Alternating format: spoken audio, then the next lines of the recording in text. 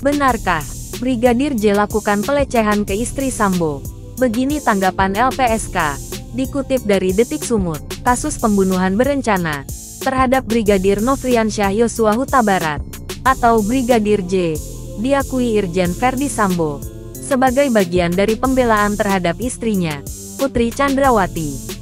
Mantan Kadif Propam itu menghabisi ajudannya dengan meminta Barada Richard Eliezer alias Baradae untuk menembak personel Brimob yang sehari-hari menjaganya.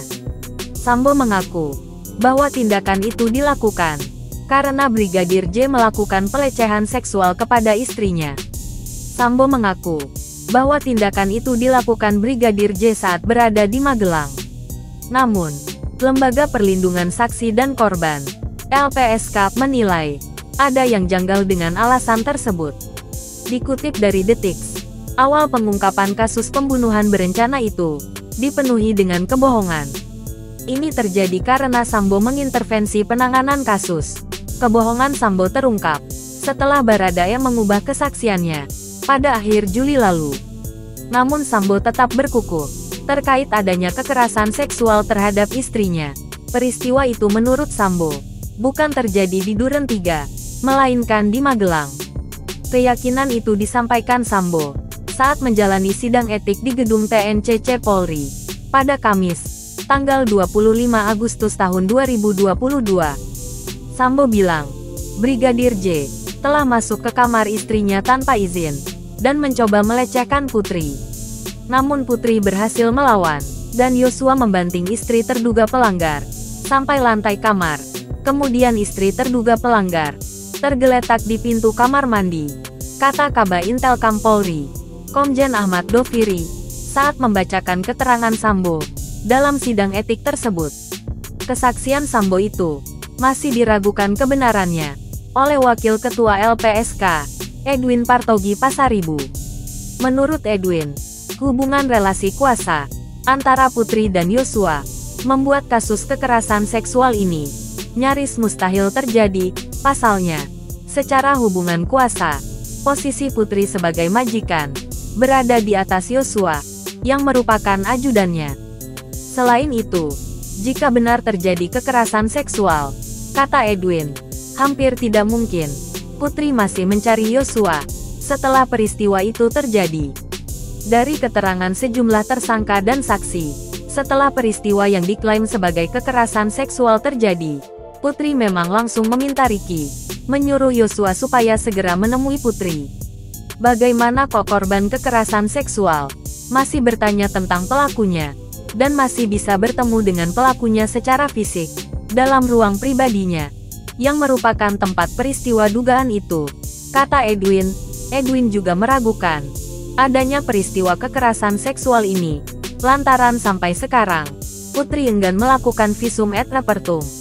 Padahal Putri mengaku sempat dibanting oleh Yosua ke lantai.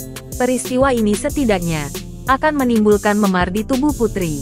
Hasil visum dapat membuktikan adanya peristiwa penting itu.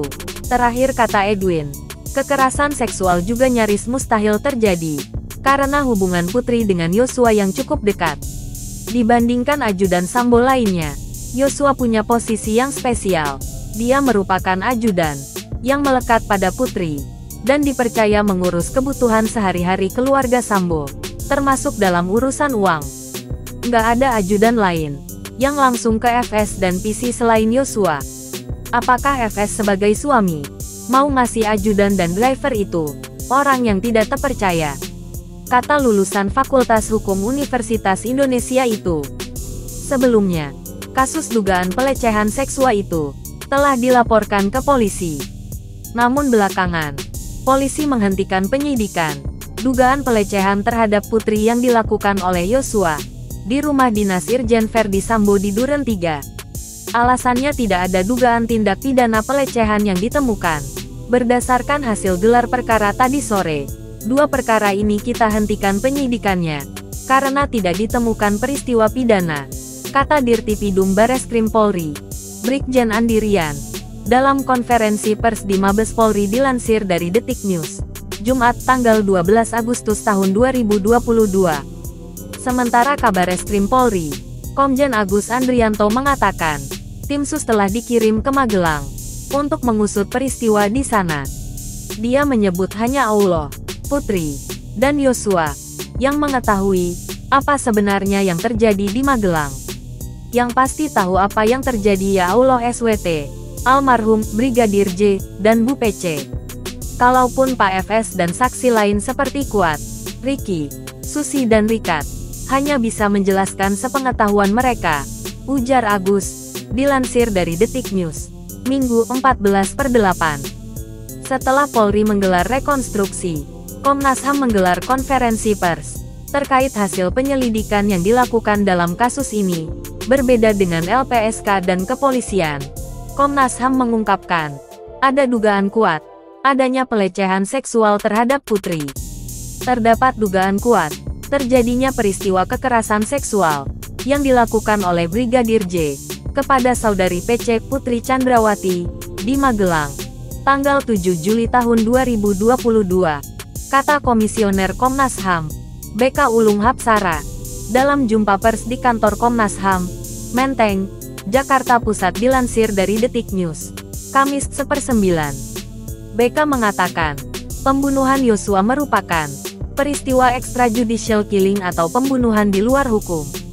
Extrajudicial killing itu, katanya, diduga dipicu pelecehan. Terjadi peristiwa pembunuhan terhadap Brigadir J, yang merupakan tindakan extrajudicial killing, yang memiliki latar belakang adanya dugaan kekerasan seksual, ujar BK. Selain Komnas HAM, Komnas Perempuan juga menyatakan, ada dugaan pelecehan yang dialami Putri. Komnas Perempuan juga bicara relasi kuasa terkait dugaan pelecehan seksual dalam kasus pembunuhan Yosua. Ketua Komnas Perempuan, Andi Yentriani menegaskan, keengganan pelapor untuk melaporkan peristiwa yang dialaminya. Putri disebut malu dan menyalahkan diri sendiri.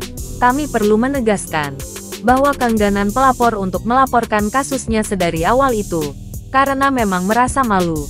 Dalam pernyataannya, ya, merasa malu, menyalahkan diri sendiri, takut pada ancaman pelaku, dan dampak yang mungkin mempengaruhi seluruh kehidupannya.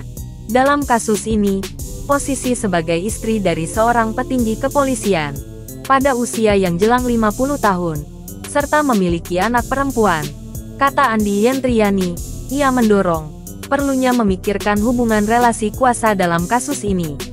Relasi kuasa hubungan atasan dan bawahan dianggap tidak serta-merta menghilangkan kemungkinan kekerasan seksual. Dan oleh karena itu, kita perlu memikirkan ulang bahwa relasi kuasa atasan dan bawahan tidak cukup untuk serta-merta menghilangkan kemungkinan kekerasan seksual, tuturnya. Pernyataan Komnas HAM dan Komnas Perempuan soal dugaan pelecehan terhadap Putri itu kemudian dikritik berbagai pihak. Di antaranya dari Wakil Komisi 3 DPR RI, Ahmad Sahroni. Dia berharap Komnas HAM dan Komnas Perempuan tidak menggiring opini yang mencederai logika publik. Pada saat ini, mari kita hargai dan ikuti proses hukum yang sedang berjalan.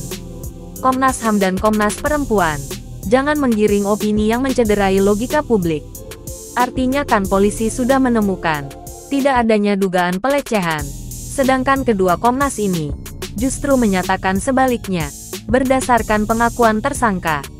Jadi jangan pernyataan tersangka itu langsung disampaikan ke publik, seolah itu kebenaran, kata Sahroni, dalam keterangannya tertulis, dilansir dari Detik News, Selasa 6/9. Sahroni bahkan melontarkan kritik khusus untuk Komnas Perempuan. Dia menyinggung prinsip relasi kuasa antara korban dan pelaku pelecehan seksual.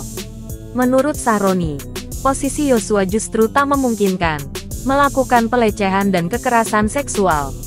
Kalau dalam perspektif feminisme itu, ada namanya relasi kuasa, di mana mereka yang berkuasa merasa memiliki kuasa terhadap korban, hingga pelecehan bisa terjadi. Dalam hal ini, sudah jelas korbannya adalah Brigadir J, yang secara kuasa lebih lemah, karena dia bawahan. Jadi di sini saja sudah membingungkan, jika Komnas Perempuan justru ngotot dengan pendiriannya, ujarnya.